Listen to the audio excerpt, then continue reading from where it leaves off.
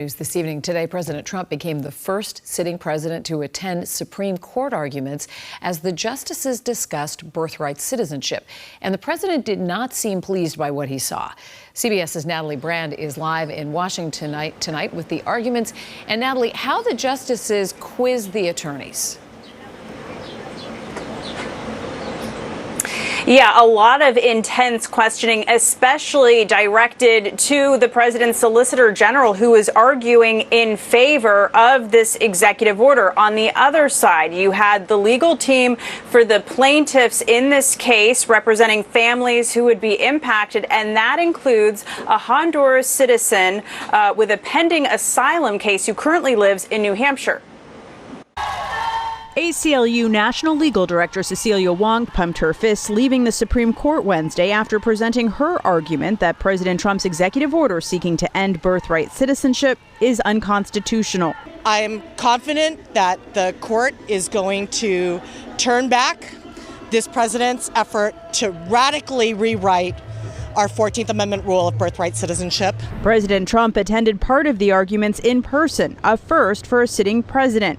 He posted after, quote, "We are the only country in the world stupid enough to allow birthright citizenship."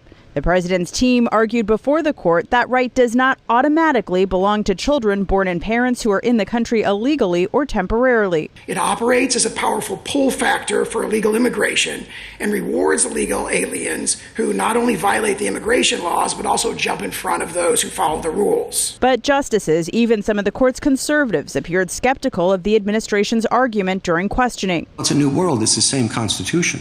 The conservative majority court ruled against the president's global tariff policy earlier this year. And while the justices had tough questions for both sides Wednesday, legal experts say they did not appear to be highly conflicted. Maybe what they were struggling with is how to write the opinion, not necessarily how it's going to come out. Lower courts have found the president's executive order illegal, pointing to precedent from the late 19th century. Are you asking us to overrule then our cases, one of which said that a child of illegal aliens was a citizen? The Supreme Court is expected to issue a ruling by the end of June. And because this order has been blocked by lower federal courts, including in New Hampshire, it has not taken effect. Now, legal experts say they never like to predict how justices will rule, but based on the body language and the questioning today inside the courtroom, they say there's a good chance the justices do not rule in the president's favor. Lisa, Courtney. So much writing on this. Natalie Brand live at the White House tonight. Thanks, Natalie.